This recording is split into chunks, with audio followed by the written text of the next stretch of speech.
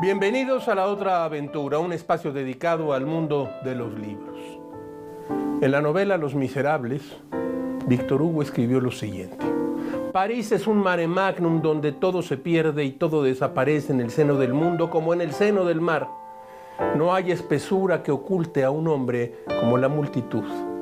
Los que se ocultan lo saben muy bien y van a París como a un abismo. Hay abismos que salvan. En la emisión anterior, volvimos a las crónicas indispensables de la capital mexicana para dar inicio a una serie de programas sobre ciudades literarias. Hoy toca el turno a París, la ciudad literaria por excelencia. El escritor español Eugenio Montes definió el espíritu de la capital francesa con la siguiente frase: he estado en París, en un café a donde iba hace 1000 años, y en el mismo rincón que los dejé he encontrado a una pareja de novios con las manos cogidas. Esto es lo que únicamente vale, esto es el triunfo de la eternidad sobre las mudanzas de la tierra. También Víctor Hugo, autor en su juventud de El último día de un condenado a muerte, recuerda constantemente que detrás del brillo de la capital francesa existe la sombra de la sangre derramada y en sus incontables revueltas y represiones. París es sinónimo de cosmos. París es Atenas, Roma, Sibaris, Jerusalén, Pantán. Es un compendio de todas las civilizaciones y también de todas las barbaries. París sentiría no tener la guillotina. Algo de guillotina es bueno. ¿Qué sería de esta fiesta eterna sin esta salsa? Nuestras leyes han provisto sabiamente a tal necesidad y gracias a ella la cuchilla se humedece en este continuo carnaval. Así decía el escritor. ¿Qué desea este recorrido por la ciudad luz, como le llaman, por sus letras y sus sombras? Les recuerdo, como todas las semanas, que fue Adolfo Bioy Casares quien escribió que leer era la otra aventura y que la primera era probablemente la vida misma. Estamos pues aquí en la otra aventura.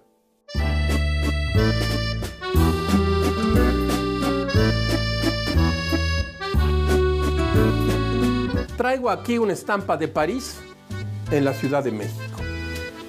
Las ciudades guardan en los mapas de su pasado secretos y misterios nunca revelados. Uno de ellos, incomprensible para nosotros, la demolición del Gran Teatro Nacional en el año de 1901. La historia es conocida, se las comparto. El gobierno federal compró el teatro para restaurarlo, pero luego de un tiempo decidió demolerlo para prolongar la avenida 5 de Mayo, esa que usted conoce, para prolongarla hacia la calle Mariscala. Entre los derribos del Teatro Nacional, los urbanistas porfirianos decidieron sustituirlo por un nuevo teatro. Sí, efectivamente, el Palacio de Bellas Artes. El hechizo de París derribó cientos de edificios. Porfirio Díaz y sus socios no solo vieron en los terrenos de la ciudad un gran negocio, sino un emblema del futuro. Según el sueño porfiriano, el destino de nuestras calles era París, y la muy pequeña Ciudad de México, repleta de callejones laberínticos y palacios coloniales, impedían ese desarrollo. Todo gran proyecto urbano oculta fortunas inmensas. Esta puede ser una de las razones que esgrimieron los arquitectos porfirianos para derribar el Teatro Nacional.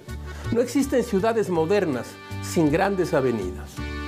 Los franceses le llamaron embellecimiento estratégico, llevado a cabo por el barón de Haussmann en el París del siglo XIX, el hombre a quien Napoleón encargó las grandes reformas de la ciudad de París. La idea de una nueva ciudad se abrió camino en la calle de Vergara, Betlemitas y el Callejón de la Condesa, a la altura de Bolívar. Una mañana de aquel año, quienes caminaban por 5 de Mayo no volvieron a ver el Teatro Nacional, sino el cielo abierto, y bajo los terrenos del convento de Santa Isabel, delante del mirador de la Alameda, en ese espacio se construyó el nuevo Teatro Nacional, este que usted conoce muy bien, Bellas Artes. Haussmann se llamaba a sí mismo artista demoledor. Destruyó el París viejo y construyó el nuevo.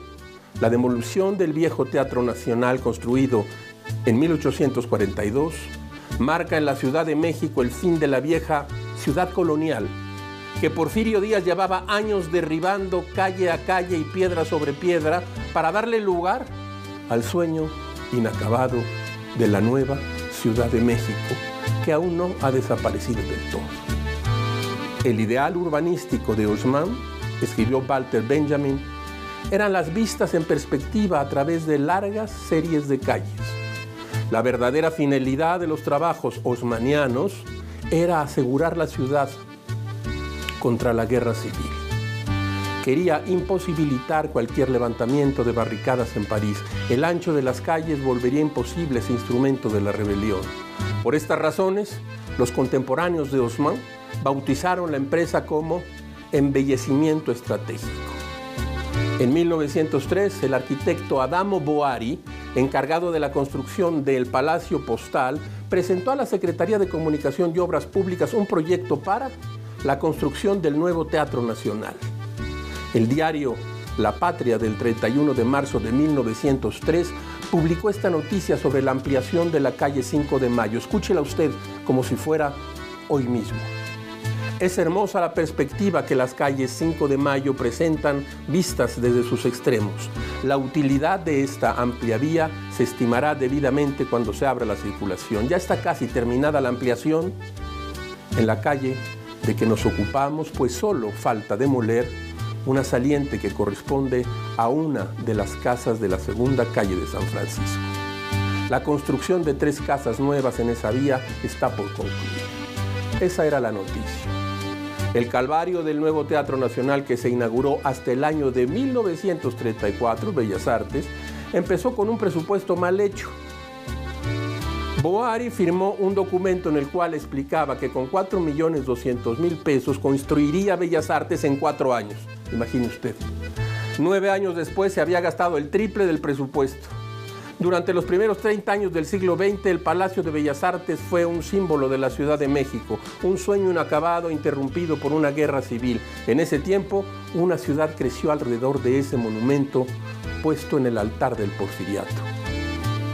Pero esa es otra historia.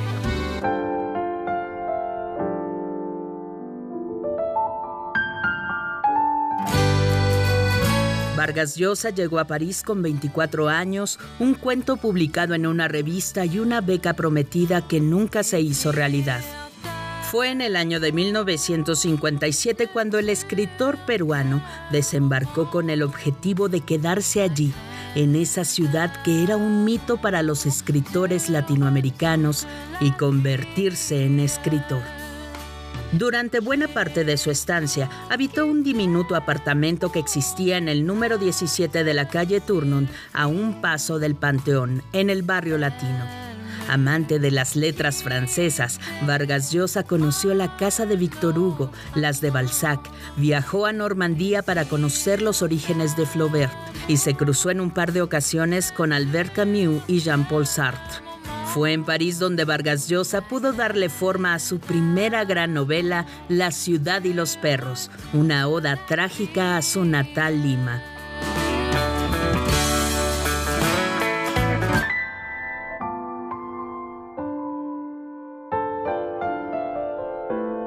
Nuevo Head & Shoulders Thermosensitive Extractos de sábila. Su fórmula limpia suavemente, aliviando la sensación de irritación, dejándote hasta 100% libre de caspa y tu cabeza en calma.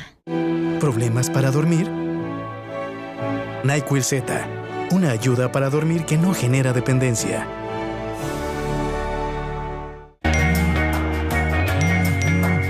Puedo perder cualquier cosa, pero con Watts nunca me pierdo de nada. Muévete a más con Movistar Prepago. WhatsApp ilimitado por 30 días con recarga de 10 pesos. Movistar se mueve contigo. Salvo es súper espeso. Un poquito genera mucha espuma, destruye grasa difícil desde la primera pasada y rinde 50% más. Nuevas colecciones de Herbal Essences. Destapa una experiencia revitalizante para ti y tu cabello. Herbal Essences. Cuando es real, lo sientes.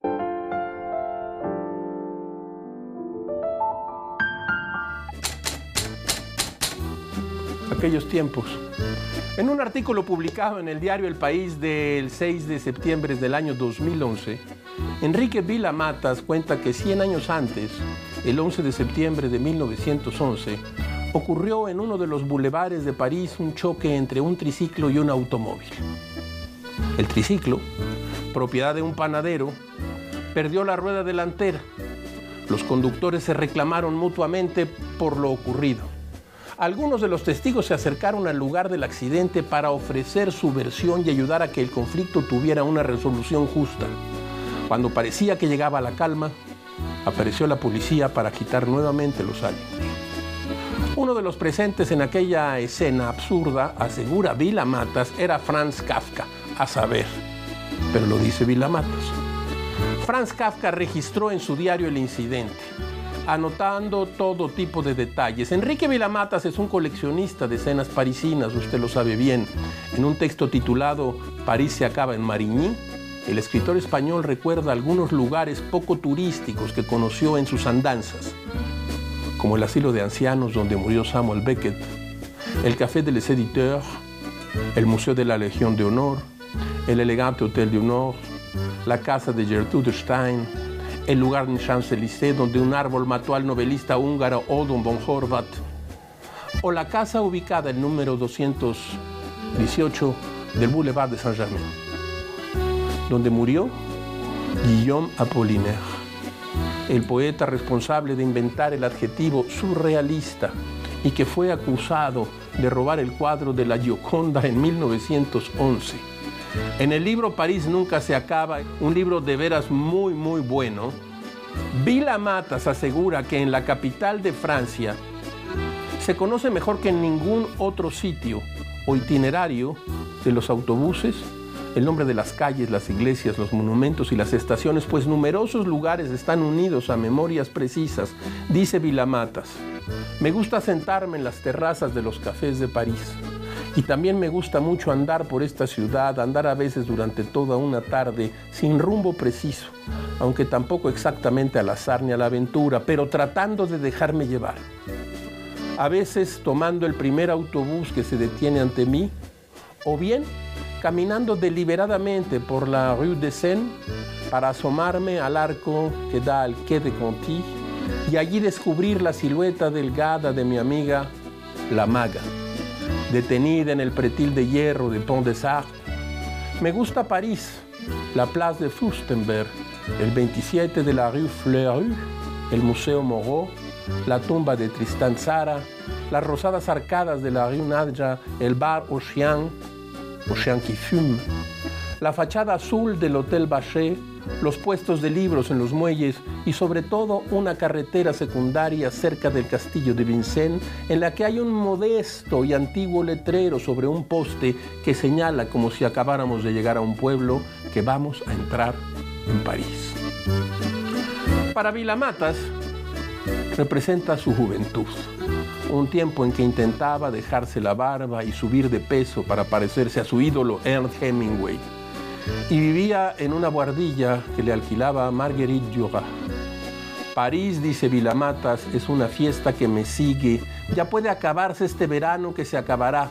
Ya puede hundirse el mundo que se hundirá, pero mi juventud, pero París no ha de acabarse nunca. Este es un libro que de veras tiene usted que leer. París no se acaba nunca. Vila Matas, Anagrama, un libro de ciudad, de memoria y de talentos literarios.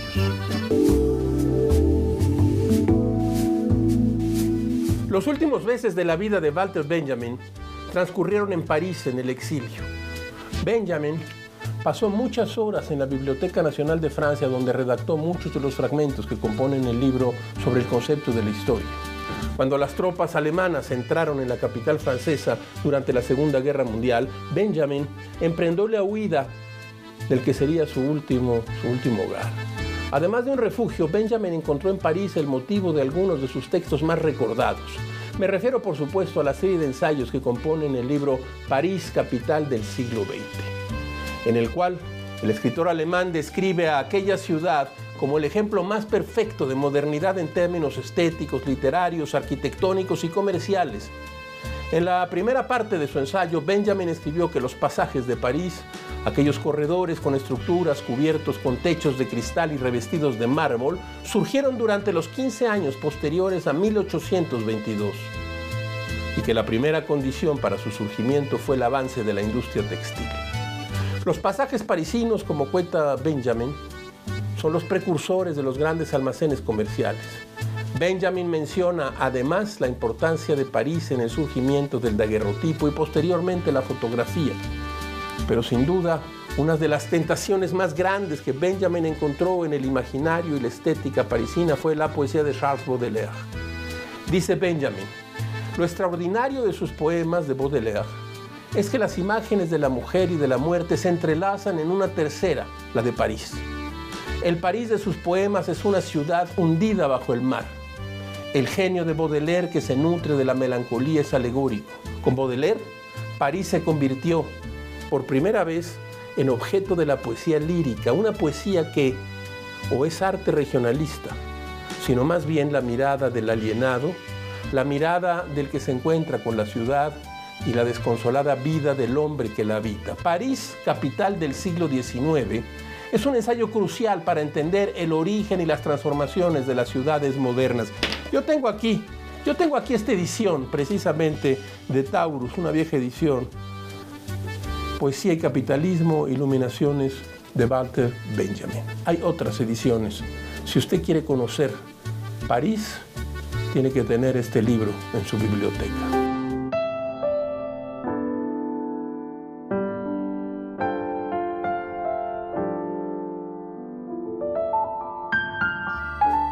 Rubén Darío fue corresponsal del diario La Nación de Buenos Aires a partir de 1897 y durante los siguientes 25 años.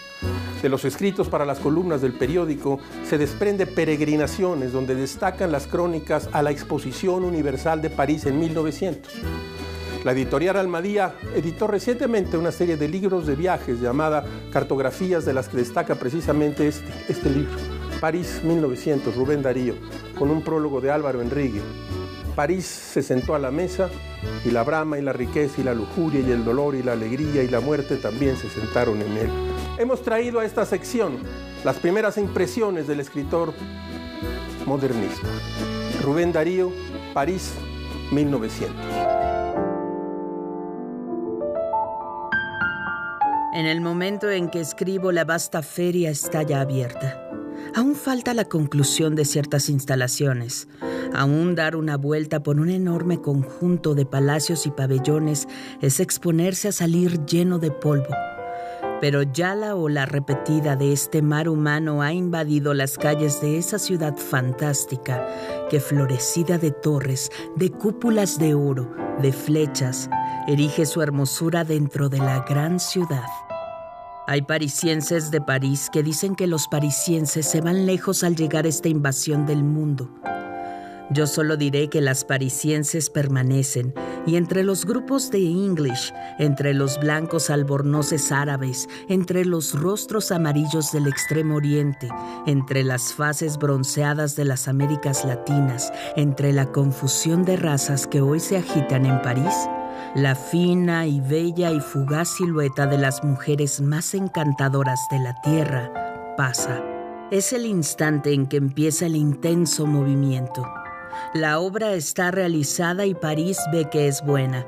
Quedará por la vida en la memoria de los innumerables visitantes que afluyen de todos los lugares del globo, este conjunto de cosas grandiosas y bellas en que cristaliza su potencia y su avance la actual civilización humana.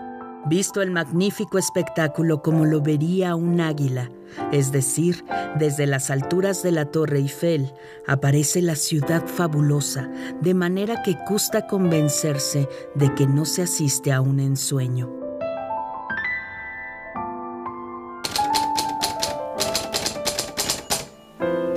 De la mesa de novedades. Tenemos aquí de Salamandra, diccionario apasionado de la novela negra de Pierre Lemaitre, ni más ni menos. Él, como usted sabe, es un escritor tardío. En 2006 ganó el premio de novela policíaca en Cognac. No la bebida, sino el lugar. Considerado uno de los grandes referentes de la novela negra europea y ganador del premio Goncourt en 2013 con Nos vemos allá arriba, Pierre Lemaitre traza en este diccionario apasionado de la novela negra un personalísimo y comprometido panorama internacional del género, una Biblia erudita y festiva en la que quedan patentes los gustos literarios y el proceso de formación de un autor cuyo verbo afilado acostumbra a levantar siempre ardientes controversias. Diccionario apasionado de la novela negra, nos lo manda Salamandra. Tusquets, editores, Luis Landero, una historia ridícula. Luis Landero nació en Alburquerque, Badajoz, en 1948. Marcial trabaja en una gran empresa de productos cárnicos y es un hombre orgulloso de su formación autodidacta, de su elocuencia, de su propia filosofía acerca del mundo, del prójimo y de sí mismo. Bien asentado en la vida, un día conoce a una mujer que no solo le fascina, sino que encarna todo aquello que él envidia en la vida: belleza, elegancia, buen gusto, alta posición social y relaciones con gente interesante. Es un buen escritor. Yo debo confesar que apenas lo conocía. He empezado a leer Una historia ridícula y es buena.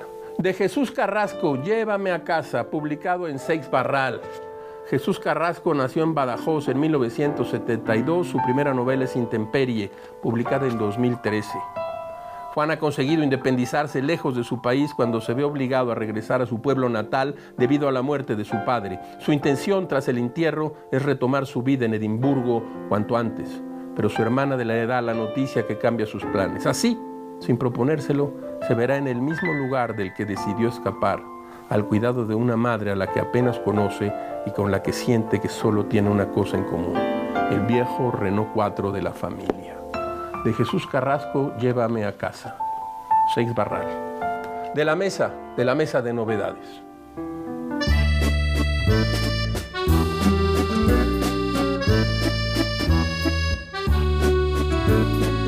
Lo que se conoce comúnmente como opinión pública apareció en Francia a mediados del siglo XVIII. La Revolución de 1789 sentó sus bases en los escritos y habladurías que tenían lugar en los cafés parisinos y que terminaron por darle la puntilla al antiguo régimen. La editorial Cal de Arena publicó en 2011 Poesía y Policía. Mire usted, aquí tengo este libro. El autor es Robert Darnton. Este libro, centrado en el caso de los 14, sigue la pista de la labor policial para encontrar una serie de poemas en contra de Luis XV y sus autores. Los principales teóricos de la opinión pública fueron Michel Foucault y Jürgen Habermas. Darnton, en lugar de encerrarla en una definición, prefiere seguirle los pasos por las calles de París, o mejor, seguirle la pista a un mensaje a lo largo de los medios de comunicación de la época. En el camino recupera los sonidos del pasado, la experiencia oral de una época en que las mayorías no sabían leer o escribir, pero no por ello dejaban de dar su juicio sobre los hechos del momento y a través de poemas y canciones. Esto es lo que ensaya este libro que tengo aquí, un libro que comienza con un relato de detectives y espías persiguiendo al autor de unos versos que hablan de los secretos de la alcoba de un rey, pero no menos de las luchas del poder en la corte. Poesía y Policía, de Robert Darnton. Pierre-Jules Hetzel fue el único entre los editores parisinos a los que acudió Julio Verne, que aceptó publicar 5 semanas en Globo. Hetzel fue también el único editor al que Julio Verne le llevó su novela París en el siglo XX. Este trabajo, realizado durante la juventud de Verne, fue rechazado por Hetzel. Sobre el manuscrito original, el editor anotó cosas como: primer capítulo, nada estimulante. Para mí esto no tiene gracia. Encuentro esto pueril y sin buen gusto. Tras la muerte de Julio Verne, el 24 de marzo de 1905, una de las primeras cosas de las que se encargó su hijo Michel fue de publicar lo más rápidamente posible la lista de obras inéditas de su padre, para que no le causaran y no lo acusaran de haberlas escrito personalmente. En una carta publicada en el diario Le Figaro, Michel Verne mencionó los títulos Viaje maldito por Inglaterra, Escocia y París en el siglo XX. A pesar de sus esfuerzos, Michel no logró que se publicaran todos los textos de su padre. París en el siglo XX vio la luz hasta el año de 1986, oyó usted bien, cuando el manuscrito fue encontrado en una caja fuerte que perteneció al propio Michel. París en el siglo XX comienza en el año de 1960, cuando la Sociedad Nacional de Crédito Instruccional celebra su aniversario. El protagonista de este relato es Michel Géron Dufresnoy, un joven estudiante de literatura que pretende abrirse paso en una sociedad parisiense industrializada y fría. Es otro de los relatos futuristas que al paso de los años le ganaron a Verne el título de vidente, de adelantado, de gran escritor y de profeta. La gran novela parisina es Los Miserables. Es una afirmación complicada, pero quien se adentre en sus más de 1600 páginas y viva junto con los personajes en el París de las barricadas sabrá que no es una exageración. Jean Valjean, Fantine, Cosette, Javert, Gavroche, Eponine y cientos de sus personajes son acaso personajes secundarios en comparación de la gran urbe. El libro segundo de la quinta parte, El intestino del Leviatán, es uno de los pasajes más impresionantes de la literatura universal, créamelo. París en la superficie ha sido siempre deslumbrante y cautivadora. Pero, ¿qué hay debajo? El drenaje parisino es una construcción larguísima, llena de bóvedas oscuras y miles de caminos serpenteantes. Una alcantarilla es un cínico. Lo dice todo. Se puede leer en Los Miserables. El albañal es la conciencia de la población. Todo se dirige a él y allí se coteja. En ese lugar lívido hay tinieblas, pero no secretos. Cada cosa tiene ahí su forma verdadera o al menos su forma definitiva. El montón de inmundicias puede alegrar a su favor que no es mentiroso. La ingenuidad se ha refugiado allí. Con el pretexto de una de las múltiples huidas de Jean Valjean, Víctor Hugo, nos entrega un ángulo nunca visto de París, 70 leguas de alcantarilla, entrañas enormes de París, ramificación oscura y jamás en descanso, construcción ignorada e inmensa. Otra semejanza de París con el mar. El buzo puede desaparecer ahí como desaparece en el océano. Los Miserables de Víctor Hugo. Si usted no la ha leído, está a tiempo. Es una gran novela de París, de la vida, de la venganza y del amor.